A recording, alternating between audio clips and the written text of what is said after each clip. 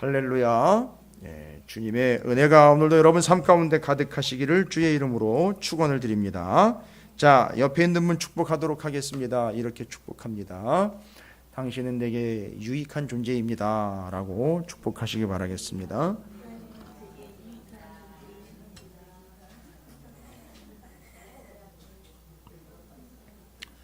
오늘 또 새벽 얘기를 안 할래야 안 할 수가 없어요. 요즘에 누가복음을 묵상을 하고 있는데 누가복음은 참 독특한 복음서입니다. 여러분께서는 꼭 한번 정확하게 공부를 하실 필요가 있어요. 누가복음은 그냥 복음자가 들어가 있으니까 다 그러려니 하고 이렇게 알고 있는 바, 복음 하니까 이제 나한테 복된 소식 이래 가지고선, 그죠?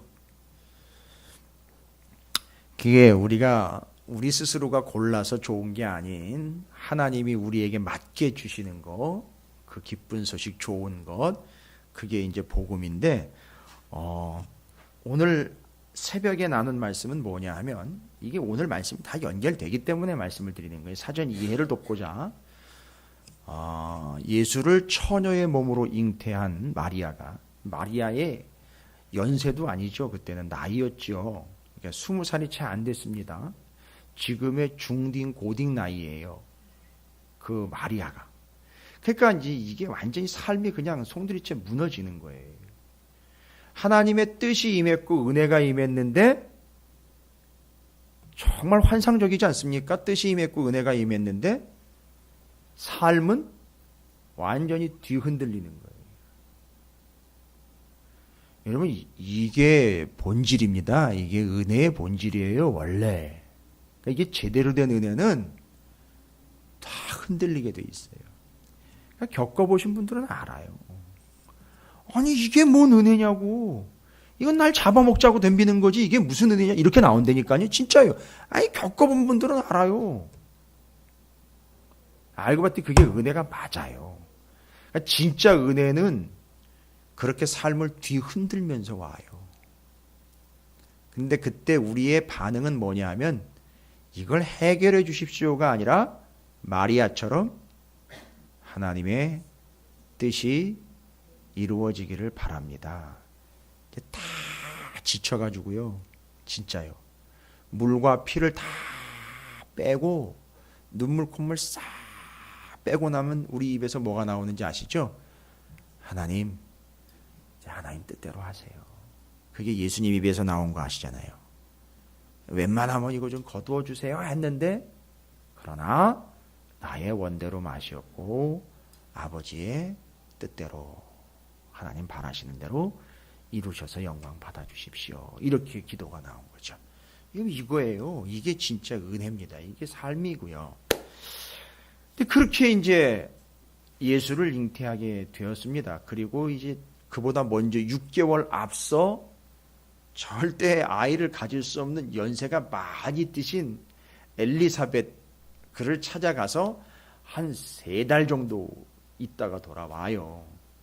근데 이제 그 예수님의 어머니 마리아가 예수님을 태중에 잉태하고 하나님을 찬양하는 내용이 오늘 새벽에 말씀을 나누는. 그래서 마리아의 찬가. 새벽 말씀 이제 들어보세요.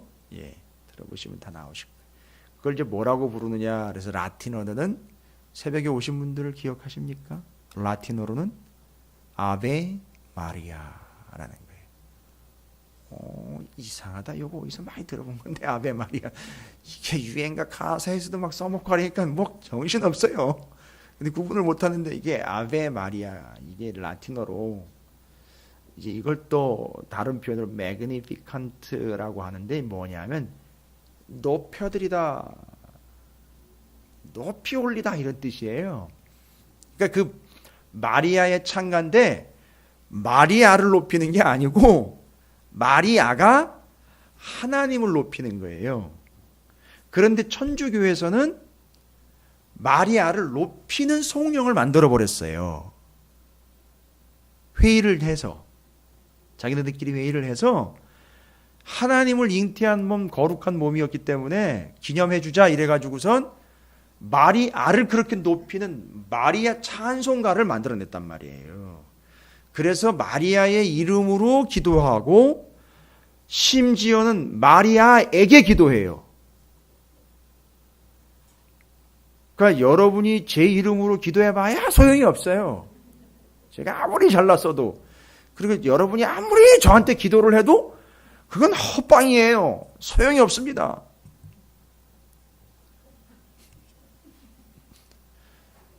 제가 그렇게 가르치지도 않았지만 다 쓰잘데기 없는 짓이에요. 되도 않는 일입니다. 좀 심하게 하면 턱도 없는 일이에요. 그런데 이제 천주교에서는 그 마리아 말고 그런 성인들이 꽤 있어요. 꽤 있다고요. 그 성인들. 예. 그래서 이제 그 성인들을 함께 추모하는 만성절이래. 11월 첫 주에. 그 전주에 마틴 루터가 이건 아니야 라면서 95개조의 반박문을 갖다 걸은 거예요. 그래서 종교개혁이 그렇게 시작이 된 거예요. 이제 마틴 루터의 마음이 참 어려웠을 거예요. 그죠? 이게 다 아닌 게 막 보이니까요. 막 교황이 막 숭배가 되고 면죄부가 막 판매가 되고 돈 내면 그 돈 땡그랑하고 떨어지는 소리와 그 소리가 울리는 동시에 연옥에 있던 내 아버지께서 천국으로 쨍 하고 올라간다는 얘기입니다. 아, 어떻게 이런 그 장사 수완을 발달을 했는지 그런 걸 잘했어요. 그래가지고 중세 때 그래가지고 면죄부 판매가 상당히 늘어났어요. 여러분 면죄부 외판원까지 있었습니다.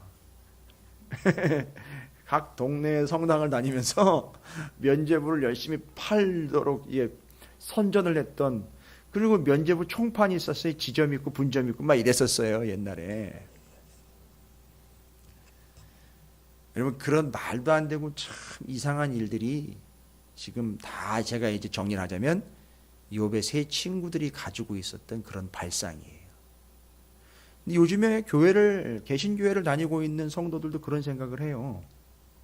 내가 뭔가를 많이 이렇게 하고 내가 잘하면 그거에 대한 하나님의 보답과 응답이 올 거다라는 이런 식으로 자기 신념을 지금 놓고 있질 않아요. 왜냐하면 이게 편하거든요. 이게 좋아요. 아주 편하거든요. 왜요? 한 만큼 받는 거니까. 그죠?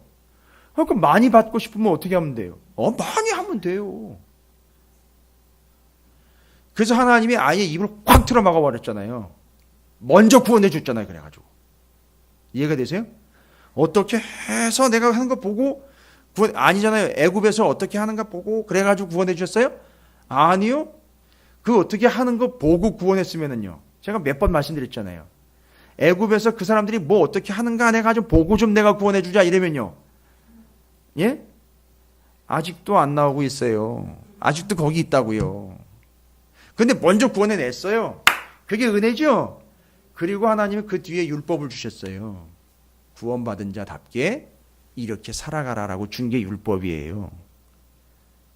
자, 그럼 보세요. 구원받은 자답게 살아가야 되는 게 이건데 율법을 자꾸 지키려고 하다 보니 아무리 지켜봐도 나는 다 지킬 수 없는 뭐예요? 죄인인 게 드러나죠? 와우! 그러니까 율법은 짜증나는 게 아니라 율법이 없었으면 나는 평생 어떻게 살아갈까요? 율법이 없다면은요. 하나님이 구원해 주신 걸로 그냥 그걸 어떻게 여기며 살아갈까요? 예? 구원받았으니까 뭐라고 생각할까요? 그렇지요. 이 세 친구처럼 얘기를 한단 말이에요. 세 친구처럼. 구원받았으니까 나는 잘난 인생이야. 이렇게 믿고 살아갈 거라는 거예요. 여러분, 이게 다 연결이 되셔야 돼요. 이게 성경인 거예요. 근데 하나님은 거기다 대고 뭘 주셔버렸어요? 율법을 주셨어요. 근데 율법을 구속하려고 준 게 아니라 구원받은 자답게 살아가는 원칙으로 주셨어요. 어쨌든 그렇게 살면 살아요. 그죠? 사는 건 문제 없어요. 율법대로 살면 살아요. 그런데 율법은 다 지킬 수가 없어요. 그러니까 살 수는 있지만 우리가 완전하지는 못한 거죠. 그리고 구원은 얻었지만 나는 뭐로서 구원을 얻은 거죠? 완전함으로써 구원을 얻은 게 아니라 죄인임에도 불구하고 하나님의 은혜로 구원을 얻은 거죠. 그러니까 율법 앞에 딱 서면 나는 구원받은 건 감사하지만 지울 수 없는 죄인이구나라는 게 깨달아지는 거예요. 그러니까 율법은 짜증나는 게 아니라 율법은 곧 우리가 죄인이라는 걸 깨닫게 해주는 훌륭한 장치였던 거예요. 다 못 지키죠? 아유, 그럼 이거 어떻게 해요? 하나님이 그냥 장난삼아 던져놓은 붕어밥도 아니잖아요. 다 못 먹으면 팅팅 뿌는 거 나중에 쑥 건져내면 되는 그런 식으로 하나님이 율법 던져놓으신 거예요? 아니잖아요. 하나님은 이걸 완성을 하셔야 되는 거거든요. 그래서 그걸 위해서 예수 그리스도께서 오셔서 그걸 다 이루었다 하고, 나는 안 되지만 내가 믿는 예수 그리스도를 통하여 하나님이 내게 은혜를 주셨으니 이제는 내가 하려고 하는 게 아니라 내가 안 되니 누구를 믿으면 예수 그리스도를 믿으면 그걸 의롭다 여겨주시고, 오케이, 죄를 덮어주시고, 이렇게 해서 이제 우리는 율법을 지킴으로 구원을 얻는 게 아니라 그걸 완성하신 예수 그리스도가 나의 죽음과 죄와 부족함을 위하여 오셨기에 이제는 예수 그리스도를 믿는 믿음으로 구원을 얻게 된다. 이게 이 구조예요. 성경의 구조입니다. 이렇게 좀 그려지세요. 그런데 그렇게 오신 예수 그리스도를 잉태한 분이 바로 마리아예요. 제가 말씀드렸죠? 마리아는 헬라식 이름이고 히브리식 이름은 미리암이라고 말씀드렸어요. 미리암이 그의 히브리식 이름이에요. 그래서 모세의 누이인 미리암과 모세와의 관계, 잉태하고 있는 예수 그리스도와 어머니 마리아와의 관계가 의미상 얘기 드리는 거예요. 율법을 늘 따라다녔고 늘 율법 주변에서 머물렀던 미리암, 모세, 오경, 요 관계. 그런데 예수님의 어머니 마리아도 그 죽음과 부활의 순간까지 다 늘 거기 있었던, 그래서 미리암이라는 여자와 존재는 늘 그 말씀의 증인이었다라는 거죠. 미리암이 모세의 주변에서 증인이었던 것처럼. 그렇죠? 마리아가 예수님 곁에서 물론 어머니였지만 그 완벽한 성도의 본이었던 것처럼. 자, 이렇게 되는 거예요. 그 마리아가 하나님을 찬양합니다. 뭐라고 오늘 새벽에 찬양했느냐면 두 가지 찬양했어요. 첫 번째, 하나님이 무슨 일을 하셨는지에 대한 찬양을 했어요. 큰 일을 행하신 거에 대한 찬양을 했어요. 이게 지금 자기한테 큰 일이 벌어진 거예요. 그러니까 제가 새벽에 그런 얘기, 오해하시면 안 된다. 이거 큰일 났네. 이게 아니라 큰 일을 이루셨네. 자기한테 이루어진 일이 큰 일이 이루어진 거예요. 근데 모르는 사람들이 보면 어떤 일이 있는 거죠? 너 이제 큰일 났다 이제. 이거죠? 그렇잖아요. 그러니까 제가 이 억지로 끼워 맞추려고 그러는 게 아니라 욥의 세 친구가 욥이 다 거덜난 걸 보고 와가지고 하는 얘기가 결국 다 뭐예요? 너 이제 큰일 났다. 그 얘기죠? 그런데 마리아는 이걸 깨달았어요. 나한테 일어난 이 일은 정말 큰 일이라는 거예요. 큰 일. 거기서 말하는 사람들이 말할 때 큰일 났다 이런 얘기가 아닌 성경이 말하는 큰 일. 사람들이 말하는 큰 일 말고 성경이 말씀하고 있는 큰 일. 근데 마리아의 찬가를 들어보면요, 미리암의 찬가, 한나의 찬가, 특별히 누구의 찬가, 누구의 찬양과 많이 닮아 있느냐 하면 다윗의 찬양과 닮아 있어요. 그래서 짧은 구절이지만 마리아의 찬가를 이해하려면 시편 150편을 쭉 다 좀 읽어보시면 상당히 유익해요. 성경을 만만히 보시면 안 됩니다. 그 시편을 딱 우리가 또 새벽마다 다 묵상을 했기 때문에 그 시편 150편이 쭉 감각적으로 이해가 되면 마리아가 하나님을 찬양하는 찬양이 꼭 꼭 다윗과 닮아 있어요.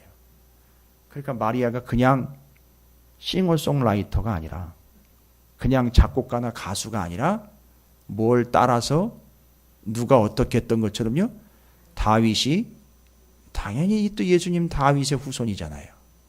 그 다윗이 하나님을 찬양했던 것, 그것을 뭐를 읽어서요? 시편을 읽어서.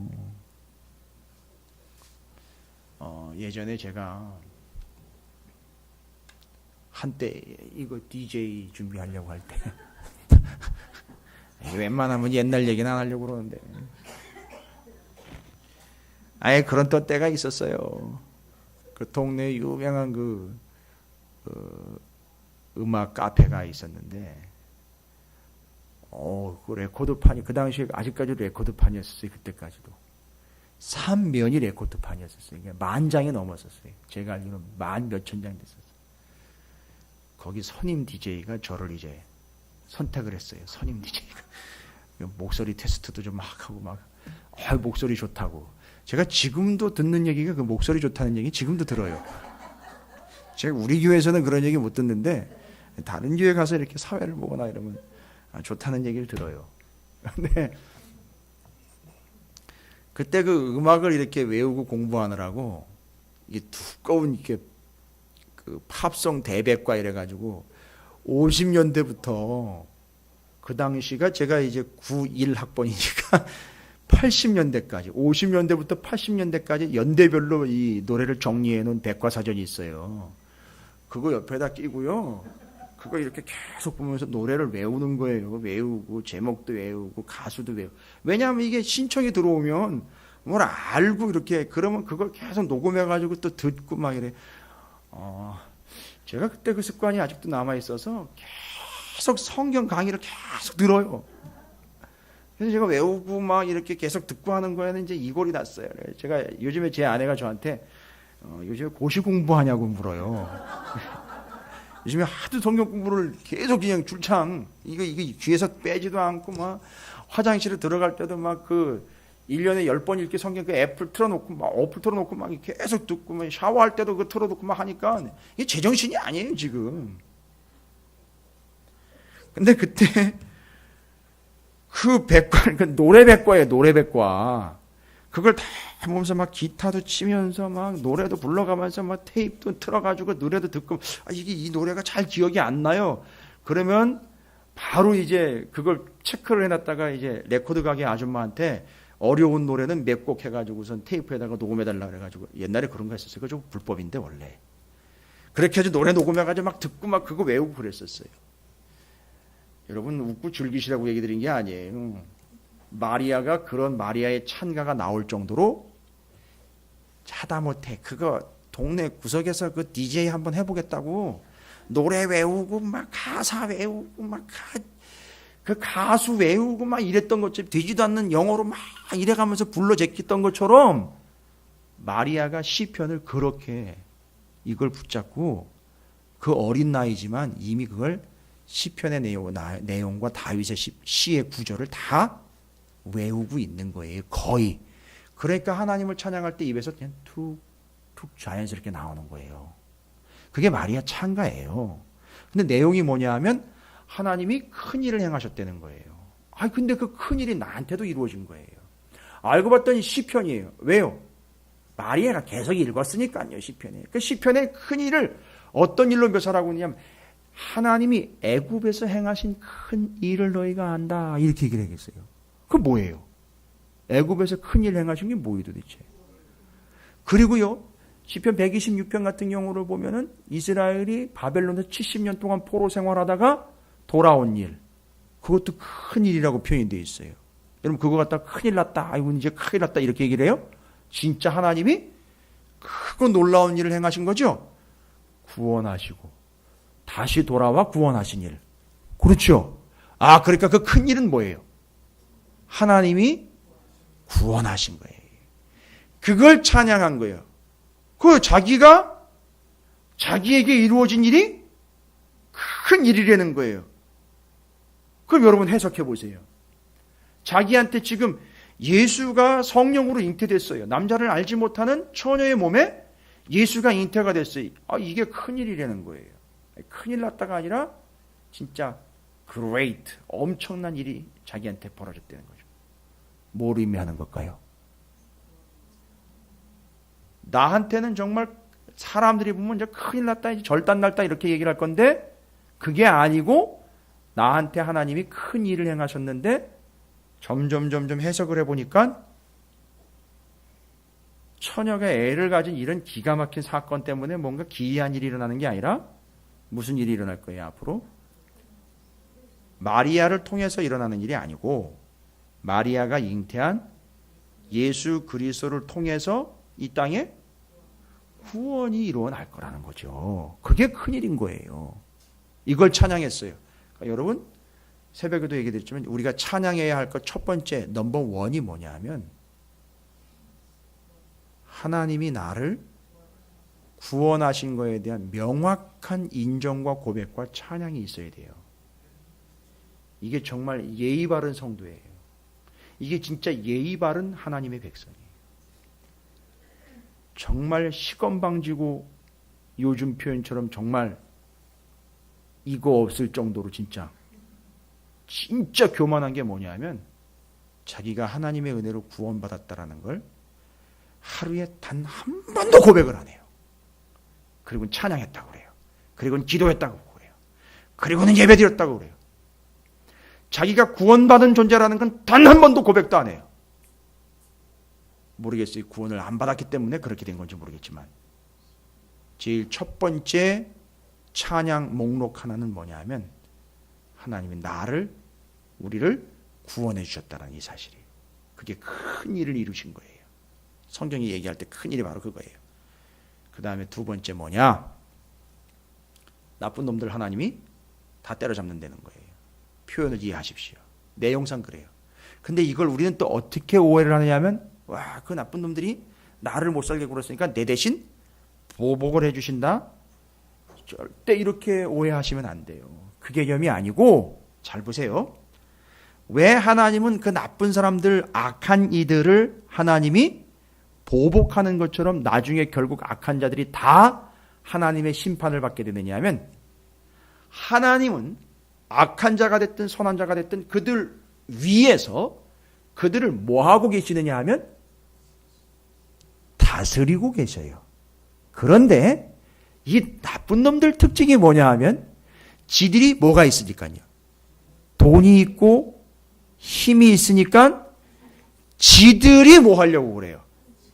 그렇죠. 지들이 다스리고 지들이 컨트롤하려고 그래요. 그러니까 하나님은 하나님의 다스림을 거부하고 지가 다스리고 통치하려고 하는 그 개념 없는 짓들을 절대 용납하지 않습니다. 그래서 자기가 다스리고 자기가 난척하려고 할 때 그건 하나님의 왕권에 도전하는 행위이기 때문에 그게 제거가 되는 거예요. 그러니까 그 악한 자들이 제거가 되는 거예요. 그걸 보고 우리는 우리 식대로 또 해석을 해버려요. 야, 나한테 나쁜 짓 했으니까 저는 반드시 죽는 거예요. 하나님 내 대신 보복. 물론 하나님 약속하셨어요. 왜 그런 일이 벌어지냐 하면 너는 약하지만 너는 돈이 없지만 너는 힘이 없지만 돈 있고 힘 있는 자들에게 굴복하지 말고 뭐 하라는 거죠? 하나님의 통치에 100% 순종해. 그러면 100% 순종하지 않는 그들은 내 통치에 의해서 사라지게 될 거야. 이게 살아남는 방법이에요.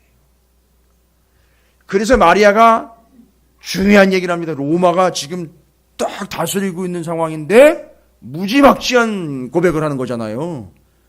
하나님의 권위를 인정하지 않는 지 잘난 권세는 하나님이 다 무너뜨린다. 이런 정치적인 발언을 하는 거예요. 마리아가. 그거 상당히 위험한 발언인 거 여러분 아시죠? 가장 힘센 제국 로마 제국에 대해서 얘기하는 거나 마찬가지인 거예요. 그러나 그건 로마 제국을 의식해서 얘기한 게 아니라 하나님 아래에 있는 모든 존재들은 다 하나님의 통치를 받아들여야 되는 거예요. 그런데 지가 잘났다고 자기가 다스리려고 나서는 이런 거짓되고 교만한 자들은 하나님이 결국 하나님의 통치를 싹 눌러버린다. 대신 누구는 살아남느냐? 하나님의 통치를 받아들이는 자들은 다 살아남는 거예요. 이게 결론인 거예요. 그러니까 두 가지 찬양했죠. 하나는 하나님이 나를 구원하심. 두 번째는요. 하나님의 다스리심. 자, 그러면 욥기 27장은요. 잘 보십시오. 내용상 이제 욥이요. 욥이 뭘 잘못 먹었는지. 욥이 또 얘기합니다. 이건 25, 26장에 이어서 얘기했기 때문에 또 얘기한 거예요. 그래서 또 얘기했다라고 얘기한 거고, 뭐 어떻게 해서 이제 얘기를 해요? 풍자하여 이르되. 풍자하여 이르되. 이게 뭔 의미인가? 잘 모르시면 이게 성경에 나와 있는 관용적인 표현이 이게 풍자하여 이르되라는 것은 일반적으로 예언자들이 나오잖아요. 예언자들이요. 성경에 예언자들 있죠. 예언자들이 저주를 퍼부을 때에 첫머리에다가 이렇게 공식적으로 나오는 이 어구예요. 그러니까 저주를 받아야 될 자들을 앞에 놓고 예언자가 풍자하여 이르되 이런 의미인 거예요. 이거 무서운 얘기인 거죠. 그러니까. 근데 요 구조로 요 식으로 단어는 똑같지만 요 구조, 요 스타일, 요 방법 그대로 기록된 게 어디냐면 이제 재밌는 거 하나 제가 얘기 드릴게요. 성경의 얘기예요. 세상 얘기 아니고 성경 얘기입니다. 여러분 민수기 한번 가보세요. 민수기 발락 이야기 나오는 거 혹시 기억나십니까? 민수기 23장 한번 가보세요. 민수기 23장.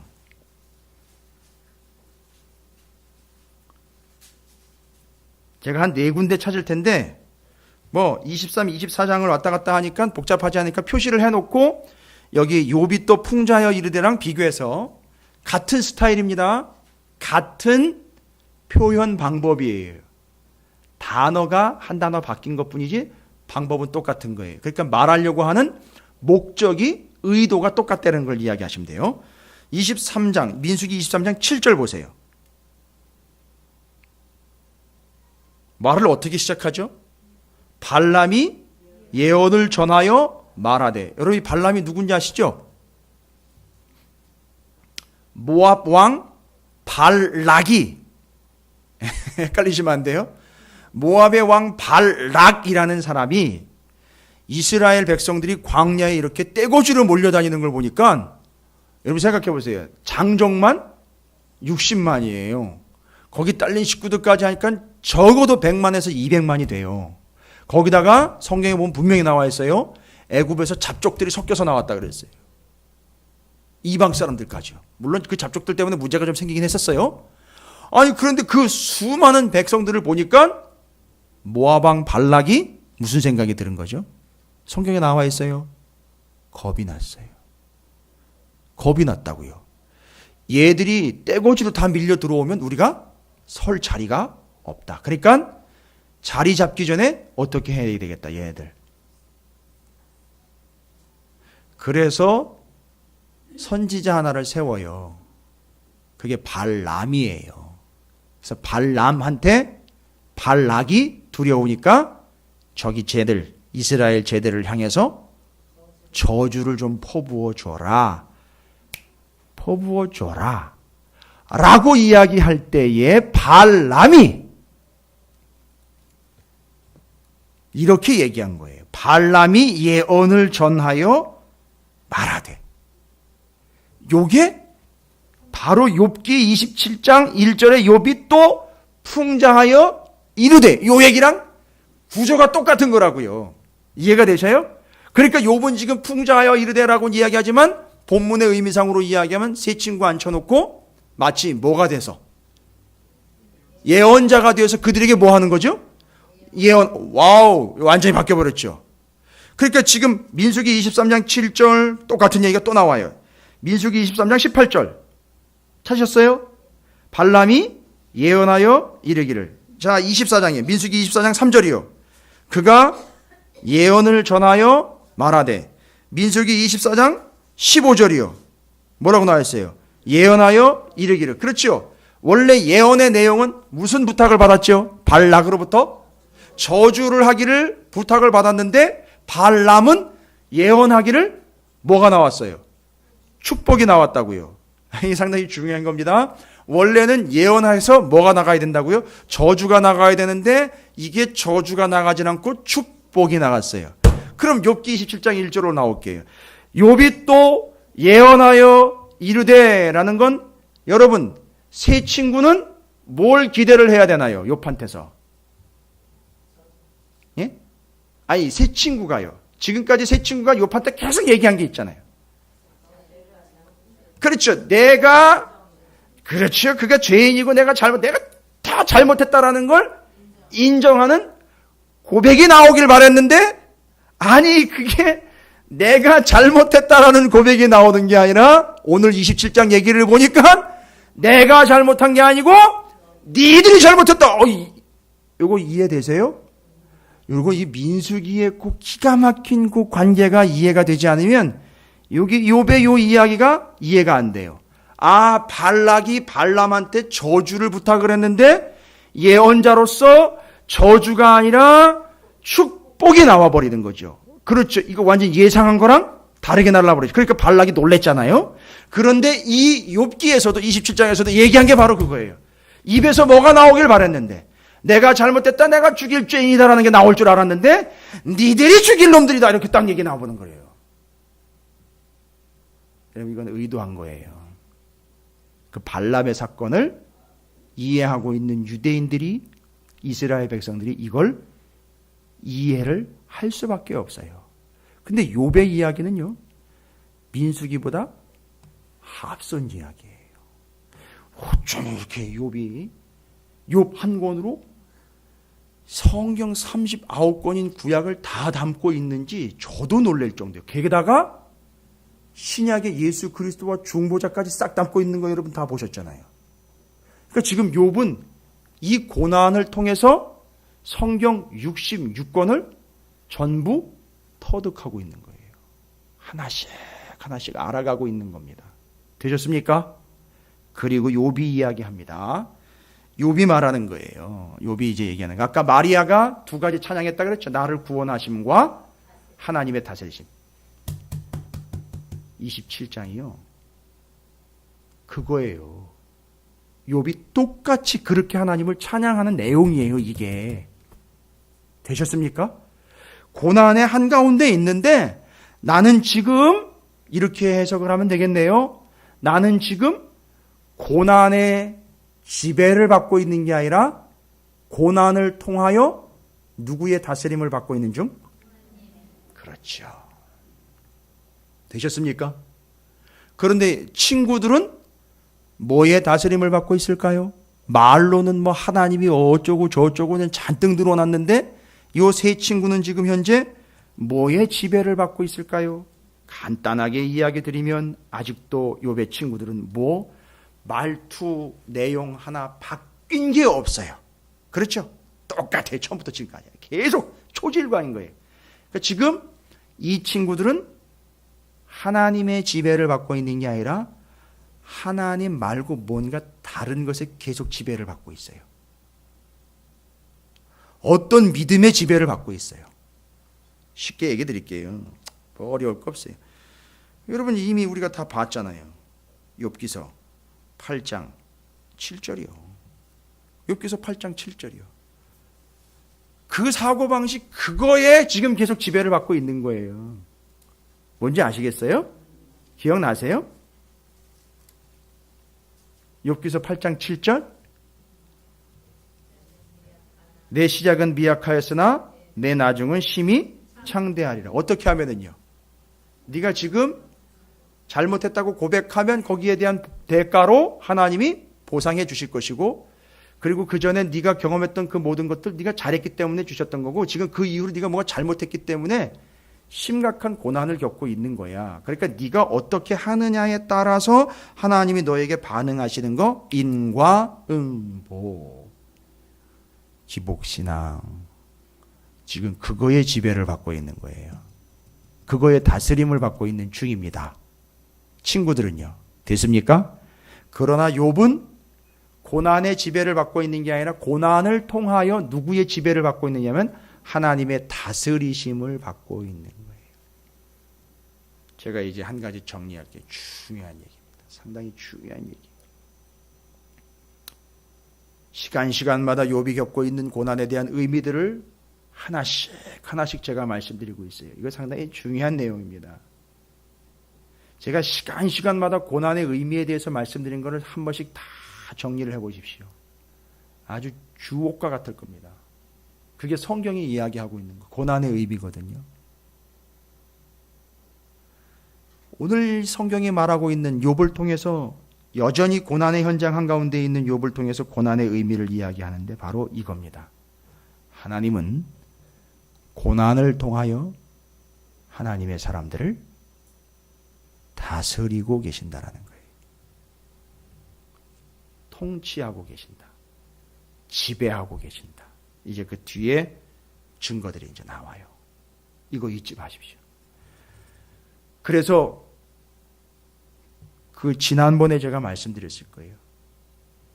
고통은 아프지만 그 아픔이라는 걸 통해서 다스리고 계심에 대해서 아플 통자, 다스릴 지자를 써서 통치라고 얘기를 했어요. 그런데 진짜 하나님은 그 아픔과 고난을 통해서 그 사람을 뭐 하고 계신다? 통치, 다스리고 계신다. 이거예요. 그러니까 나 예수 믿고 정말 깔끔하게 신앙생활 잘하고 있어. 문제 한 번 안 겪고 아주 깔끔하게 애새끼 속 한 번 안 제끼고 그렇게 잘 살아가고 있어. 됐다 그러세요. 잘 먹고 잘 살라고 그러세요. 큰일입니다. 큰일이에요. 하나님이 방치하시는 주인 거예요. 최대한 깔끔하게 신앙생활하고 싶은 거죠. 구차한 거 싫은 거죠. 짜증나는 거 싫은 거죠. 아픈 거 싫은 거죠. 뭔가 걸리는 거 자꾸 싫은 거죠. 정말 다 잘 되고 잘 먹고 잘 살고 형통하고 뭔가 편안하고 평안한 거 뭐 이런 게 좀 예수 믿는 거에 대한 복과 은혜가 아닌가 모르겠어요. 그게 복인지는 모르겠는데 하나님이 다스리고 있다라는 증거는 아니에요. 그러니까 자꾸 하나님의 다스림으로부터 어떻게 하려고 그래요? 빠져나가려고 그래요. 벗어나려고 그래요. 그러니까 개척교회를 안 오려고 하는 이유가 그건 거예요. 현실적으로 보면 개척교회는 하나님이 다스리고 있다는 완벽한 증거예요. 왠지 아세요? 쉽지 않거든요. 그죠? 당장 사람들이 뭐부터 턱 하고 떠올리느냐면 돈부터 떠올려요. 거기 가면 헌금 많이 해야 되고 거기 가면 일 많이 해야 되고 뭐 이딴 식으로 생각을 하고 있어요. 이미 뭐의 논리에 지배를 받고 있다는 거죠?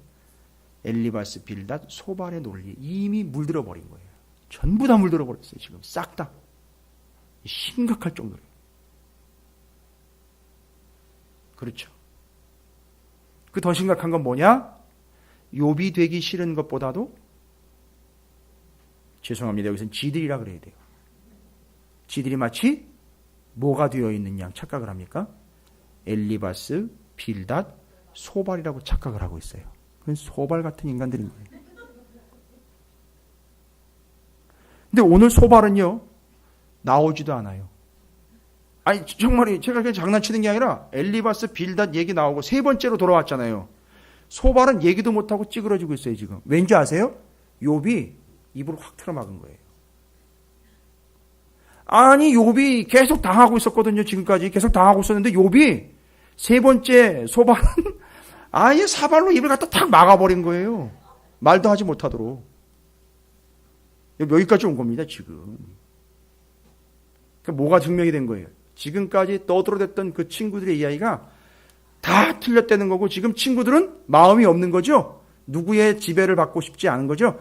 하나님의 지배를 받고 싶지 않은 거고 그 원리, 그 논리의 지배를 받고 싶은 거죠. 계속 내가 잘하면 하나님 복 주고 내가 못하면 하나님이 나를 매를 드는 것, 요 원리로 계속 가고 싶은 거죠. 그거의 지배를 받고 싶은 거예요. 그게 편하니까. 그리고 그걸 욥한테 강요했던 거예요. 여러분 엄청난 전환점이 온 거예요. 지금 27장이에요. 그래서 소발은 얘기도 못하고 찌그러져 버립니다. 완전히 뒷동네로 넘어가 버립니다. 없어져 버려요. 얘기도 못해요. 얘기해봐야 너 또 그 얘기 하려고 그러지? 딱 끝난 거예요. 이러면서 그냥 넘어가 버린 거예요. 헐 하고 넘어가 버린 거예요. 아유 찍소리도 못했어요. 그냥.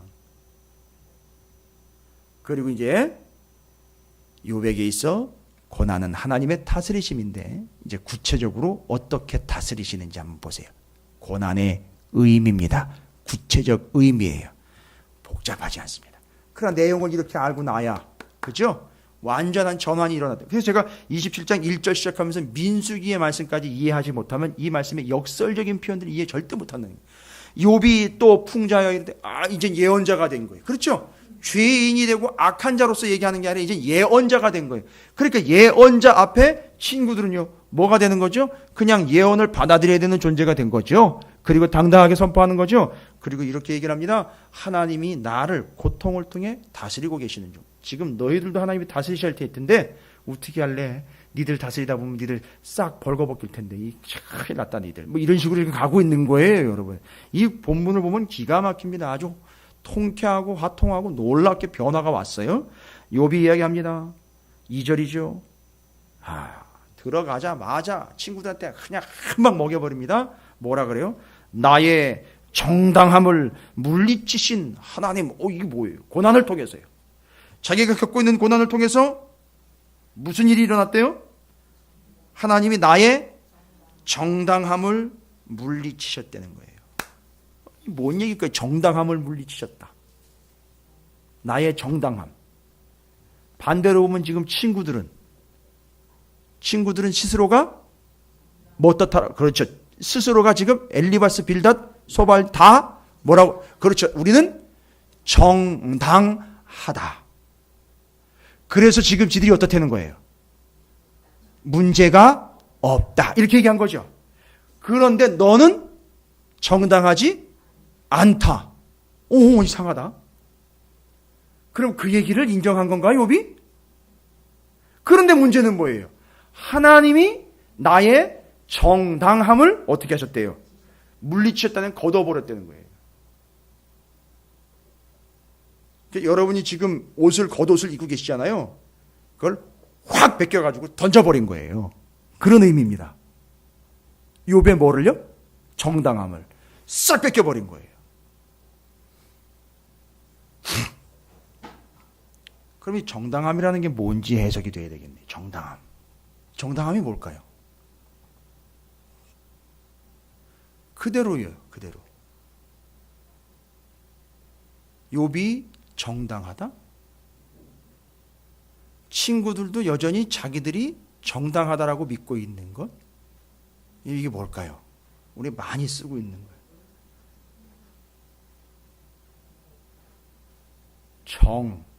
정의. 인간이 가지고 있는 자기 스스로의 정의. 바르고 의롭다라는 자기인식. 이게 뭐예요? 자기의. 자기의요. 자아. 자기의. 뭐예요? 내가 스스로 의롭다라고 생각하고 있는 자기의를 하나님은 어떻게 떼는 거죠? 완전히 발가벗긴 거예요. 그래서 지금 감히 하나님 앞에서 내가 뭐 하다고요? 의롭다라고 이야기하지 못하게 되었다 이 얘기하는 거예요. 그런데 친구들은 스스로 계속 지네들은 의롭다라고 주장하고 있는 거예요. 그리고 너는 불의한 자인 이유가 뭐냐? 너의 벌거벗은 모습을 봐라. 지금 너는 그래서 불의한 자다. 가 아니라 하나님이 내가 내 스스로 내가 의롭다라고 자랑할 만한 자기 의를 싹 걷어버린 거예요. 그게 그 증거로 이게 거꾸로 가는 거예요. 욥이 가지고 있던 거를 싹 걷어가 버렸어요. 거기서 조금만큼이라도 하나라도 뭔가 눈곱만큼이라도 남았다면은요. 뭐라고 오해했을까요? 그래도 내가 무언가 한 가지는 잘한 게 있나 보다라고 오해하고 그걸 찾아내겠죠. 그죠? 그리고 그걸 어떻게 할까요? 그걸 마치 씨앗을 배양하듯 그것을 키워내겠죠. 얼마나 비참한 일이 또 벌어지겠습니까? 그런데 욥은 뭐라고 얘기를 한다고? 이 고난을 통해서 내가 하나님 앞에 의롭다라고는 단 한마디도 할 수 없음을 명확하게 깨닫게 됐어요. 이게 고난의 의미예요. 여러분 혹독한 고난을 겪어보신 경험이 있으십니까? 그때 하나님 앞에서 그래도 나는 뭔가 잘했는데 이런 얘기가 나오던가요? 아니요. 절대 안 나옵니다. 그게 고난의 구체적인 의미예요. 자기 의를 베껴냅니다. 욥이 지금 자기 의를 베껴버렸고 왜 친구들한테 이렇게 당당하게 나가는지 아십니까? 자기 의가 아닌 하나님의 의로 지금 얘기하는 거예요. 그래서 당당한 거예요. 입 닥쳐.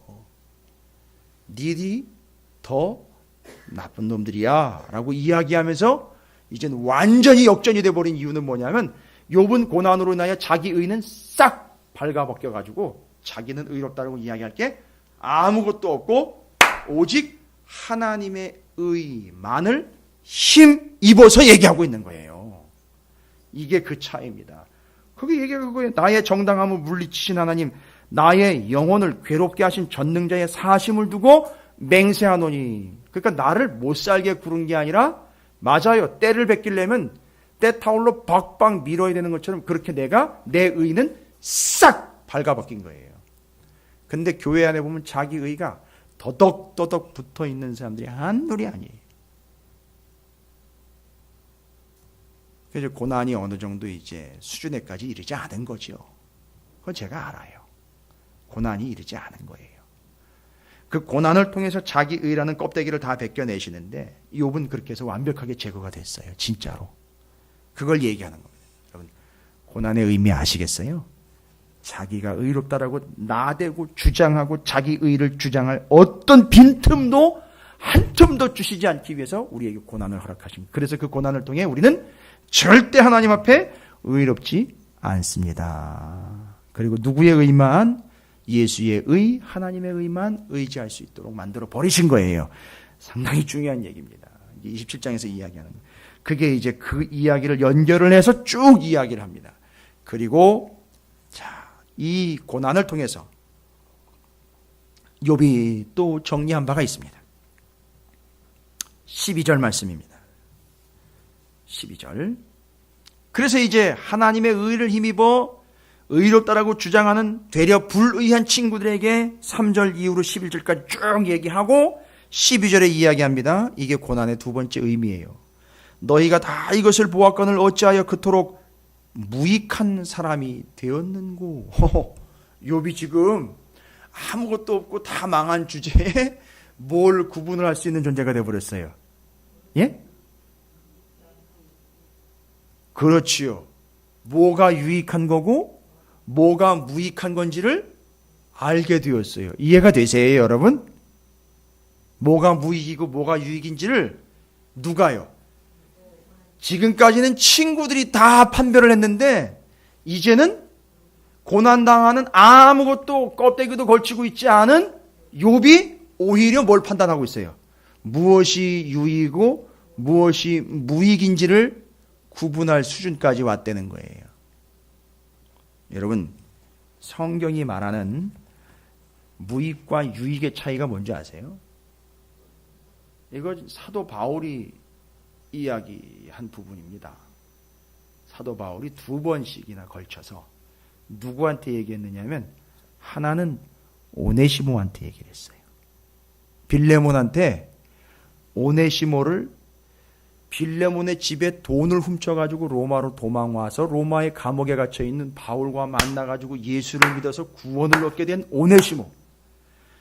그 당시 노예제도에 의하면 주인이 그냥 그 자리에서 즉결식판을 해서 죽여버려도 아무 누구도 뭐라고 얘기할 수 없는 그 상황이었던 그 오네시모를 다시 두기고편에 돌려보내면서 뭐라고 얘기를 했느냐 하면 이 오네시모를 형제로 좀 받아. 형제? 내가 예전에 종으로 부리고 있던 그놈을 형제? 게다가 내 걸 훔쳐가지고 달아났는데 거기다가 형제라고 받아주는 이유는 뭐냐면 그가 너와 나에게 유익한 존재라는 거예요. 유익한 존재. 그 다음에 한 군데 더 씁니다. 바울이 마지막 서신서 디모데 후서에서 외투 좀 갖다 달라 이야기하고 두루마리 갖다 달라라고 이야기하면서 누구를 꼭 데리고 오라 그러냐면 요한 마가를 데리고 오라고 그래요. 디모데에게. 여러분 요한 마가가 누군지 아세요? 이게 선교 여행의 일정을 모르면 요한이 누군지 마가가 누군지 거기다가 둘 다 모르겠는데 요한 마가까지 붙여놓고선 누구냐고 아냐고 물어보면 이게 더 모르는 거죠. 요한 마가, 마가라고도 불리는 요한이, 이건 사도 요한도 있는데 여기다 갖다 요한을 또 갖다 붙여놨네. 마가요. 누군지 아세요? 마가 하면 마가복음 쓴 사람이요. 마가복음 쓴 사람이요. 근데 그 마가가 처음에 바울이 1차 선교 여행할 때 따라갔다가 기억나세요? 중간에 힘들다고 뒷공문이 빼가지고 도망가 버렸어요. 2차 선교 여행 시작할 때요. 2차 선교 여행은 15장, 사도행전 15장 36절부터 시작이 되거든요. 그때 바나바하고 바울하고 다툼이 일어나요. 뭐 때문에 다툼이 일어났느냐 하면 마가를 데려가 갈 거냐 말 거냐, 이 다툼 끝에 어떻게 돼버리죠? 선교팀이 나누어져요. 그죠? 은혜스럽게 얘기하죠. 찢어졌다 얘기하지 말고 나누어집니다. 그리고 이 요한 마가를 바울은 데려갈 수 없다. 저런 놈은 데려갈 수 없다. 가다가 중간에 또 일을 그르치면 이 선교 일정은 다 무너지고 은혜스럽지 않은데 저놈 데려갈 수 없겠다. 나는 못 데려간다 이야기할 때 누가 데려가냐면 바나바가 데려갑니다. 근데 알고 봤더니 바나바의 조카예요. 또 요금 속으로 그러시죠. 어쩔 수 없이 데려가야 되겠구나. 아니요. 여러분 처음에 안디옥 교회에서 선교사로 부름을 받을 수 있도록 길리기아 다소 출신을 부른 사람이 누군지 아세요? 바나바가 불렀어요. 그 불러가지고 된 거예요. 바울이 알아서 안디옥 교회에 와가지고서 그렇게 선교사가 된 게 아니고 성경에 분명히 나와 있어요. 바나바가 불렀다라고 분명히 나와 있어요. 이게 바나바의 은사예요. 근데 그 바나바가 바울도 불렀고 자기 조카 요한 마가도 마찬가지인데 이 바울이 안 데려가겠다는 거야. 이거 은혜 안 된다 이거죠. 그래가지고 2차 선교 때 찢어졌어요. 죄송합니다. 찢어졌다는 표현 써서. 나누어져서 선교 일정을 각각 소화를 해냅니다. 그리고 모든 선교 일정 다 마치고 바울이 감옥에 다시 갇혀서 죽게 되었을 때에 디모데에게 누구를 데리고 오라 그랬느냐면 그 요한 마가를 꼭 데리고 오래요. 이유를 거기다 답니다. 이제 그가 나에게 유익한 존재가 되었다라고 얘기를 해요. 그러면 유익의 반대는 뭡니까? 무익이죠. 그러니까 바울은 그 전에 바울을 따라오지 않았던 도망갔던 요한 마가가 1차 선교 여행 도중에 돌아가 버린 그 상황, 그래서 그 사람 마가를 뭐라고 평가한 거죠? 이 선교에는 나의 일정에는 무익하다라고 판단을 냈었는데 마지막 순간에 마지막 서신서에서 편지에서 유익한 존재라고 얘기를 해요. 오네시모와 요한 마가, 바울이 유익한 존재라고 판단. 여러분 저도 판단할 수 있어요. 제가 교만해서가 아니라 진짜 제가 이 교회와 저한테 무익한지 유익한지 저 판단할 수 있어요. 여러분 뭘로 판단하는 줄 아세요? 오네시모와 마가가 가지고 있는 특징이에요. 근데 바울이 거기다 그렇게 얘기를 달아요. 설명을. 뭐라고요? 그가 전에는 뭐 했는데 무익했으나 이제는 유익하다는 거죠. 여러분 이 무익과 유익을 나누는 기준이 뭘까요? 바울이 기준을 가지고 있는 게 아니에요. 마가와 오네시모 안에 있어요. 그걸 바울이 봤어요. 전에는, 이제는 뭘까요 도대체? 도대체 뭘까요? 변화입니다. 변화. 예전에는 그거 선교 일정 그 힘들다고 투덜대면서 돌아가 버렸는데 그 이후로 마가가 바나바와 그 선교 일행을 끝까지 따라다니면서 복음서까지 쓰는 존재가 됐어요. 그죠? 오네시모는요. 그 사기꾼의 종놈이, 그 도둑놈이요. 그 은혜를 받아가지고 주님을 만나서 예전에는 종이었고 도둑놈이었던 그가 예수를 만나 변화가 됐습니다. 그래서 유익한 존재가 된 거예요. 변화의 이유는 예수 외에는 없어요. 근데 제가 보면 몇십 년이라고 얘기를 하는데 절대 안 변하는 사람들이 있어요. 예수님도 나는 못 건드린다 이렇게. 여러분 미안하지만 시간이 좀 걸릴 일이기도 하겠지만요. 죄송합니다만 무익과 유익이라는 관점에서 이야기하면 무익한 존재예요. 중요한 겁니다. 쓸모 있다 없다 얘기가 아니에요. 하나님의 일에 유익과 무익이에요. 그런데 지금 그걸 누가 판단을 하고 있죠? 욥이 그걸 판단하고 있는 거예요. 근데 욥은 누구를 판단하는 개념이 아니라 지금 이 고난이 내게 1차적으로 어떻게 됐다는 거죠? 이 고난이 나한테 유익하게 됐다는 거죠. 왜요? 고난이 나한테 유익하게 됐다는 얘기는 이 고난을 통해서 내가 어떻게 됐다는 겁니까? 변화된 거예요. 나도 옛날에는 내가 잘하면 나 복 받을 줄 알았다. 그러나 이제 그게 아니라는 거예요. 나는 이제는 고난의 때든 부활 때이든 언제든지 이제는 나는 하나님만을 바라보는 존재가 되었다. 이걸 얘기하는 겁니다. 변화된 거예요. 욥도 변화된 겁니다. 그래서 고난이 유익한 거예요. 그런데 여전히 변화되지 않고 있는 친구들은요. 뭐라고 감히 얘기하는 겁니까? 니들이 바로 무익한 존재다. 잘 읽어보세요. 너희가 다 이것을 보았거늘 어찌하여 그토록 무익한 사람이 되었는가. 봤고 또 봤고 또 들었는데도 여전히 변함이 없구나. 그걸 얘기하는 겁니다. 욥이 교만해서 얘기하는 게 아니에요. 여러분 설교 말씀을 몇 번 듣고 성경을 몇 수십 번씩 동독을 하면 무슨 소용이 있습니까? 변화가 없는데요. 아무 유익이 없는 거죠. 그런데 욥은 그 고난을 통해 그 고난이 유익이 되었고 일단은요. 그래서 여기서 이 유익 얘기가 이렇게 해서 나오는 거예요. 그래서 이게 야고보서에서도 이 고난이 유익이라는 얘기를 얘기할 때 이 의미를 다 이해를 해야 그게 감이 오는 거예요. 고난은 하나님의 다스리심이에요. 내게서 내 자아를 다 뺏어가 버리고요. 그 고난이 내게 유익이 돼서 내가 유익한 존재가 되도록 하는 게 고난의 의미입니다. 믿으시기 바랍니다. 이제 끝으로 욥에게 닥친 고난을 통해서 이야기합니다. 뭐라고 얘기합니까? 13절 이후로 얘기하면은요. 다른 얘기 아니죠. 악인이 하나님께 얻을 분깃, 포악자가 전능자에게 받을 산업은 이거라 라고 이야기하면서 뭐라고 얘기를 하는 거죠?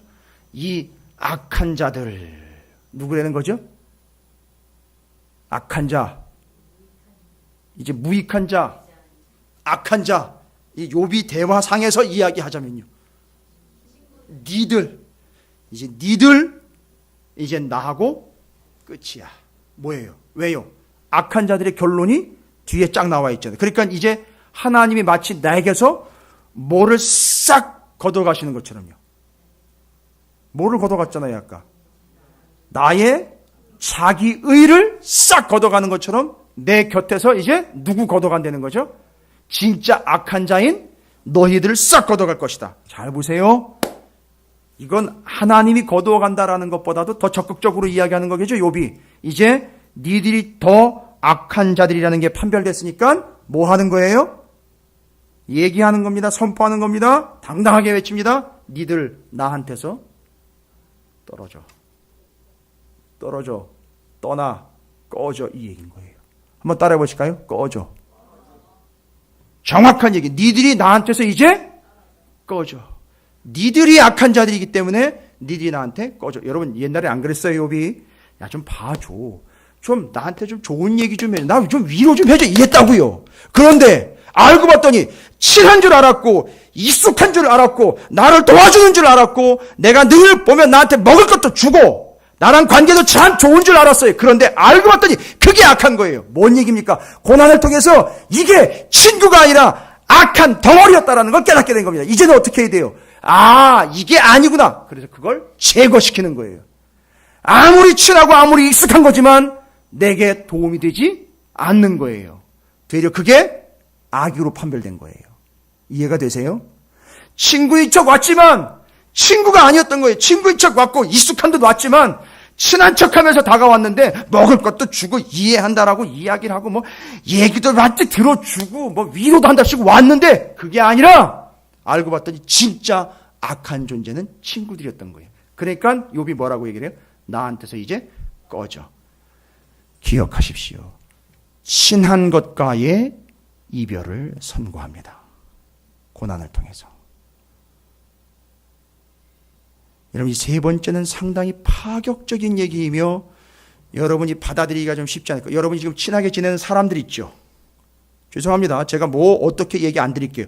진짜 친하다고 여겨지는 사람들 있죠. 어떤 관계인지는 모르겠습니다만 정말 친하다고 여겨지는 관계, 여러분 그 관계, 그 사람과 이 이야기 나누실 수 있어요?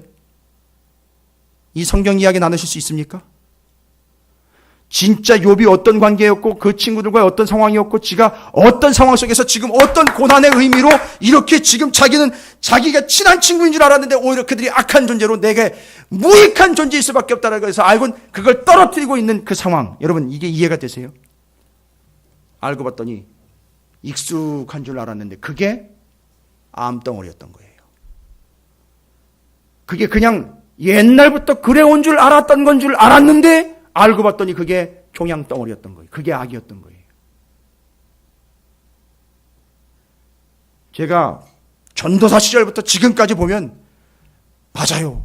뭐 주변에 그렇게 도움을 주는 사람들도 많고 이야기를 나눌 수 있고 가끔씩 뭐 불편한 얘기도 나눌 수 있고 위로도 받을 수 있는 사람들이 있다고 뭐 친구도 있다고 얘기를 막 하는데 모르겠어요. 저는 오히려 그 친구들이 되려 더 악한 존재가 되어 있는 건 아닌지라고 오히려 더 많은 친구들 때문에 갈팡질팡하면서 본질을 잃어버리고 말씀보다는 그 사람들의 말과 위로에 더 휩쓸려 버리는 이런 신앙생활을 하고 있는 사람들이 수두룩하다라는 걸 제가 알고 있어요. 그러니까 점을 보러 다니는 거죠. 심지어는.